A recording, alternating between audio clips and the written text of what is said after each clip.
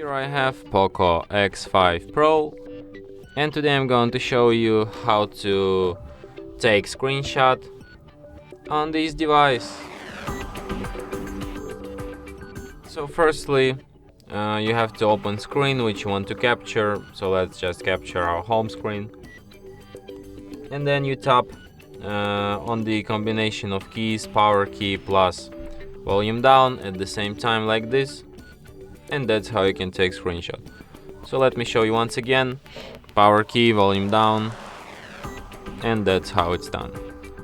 So one last time, you press power key and volume down at the same time, and that's how you can easily take screenshot. You can find your screenshots in gallery in the album called Screenshots and Screen Recordings. And here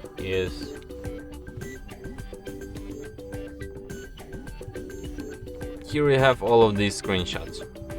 From here you can share, edit, like or delete them, and other features too. So I'm just gonna delete them because whatever. And that's it. Thanks for watching.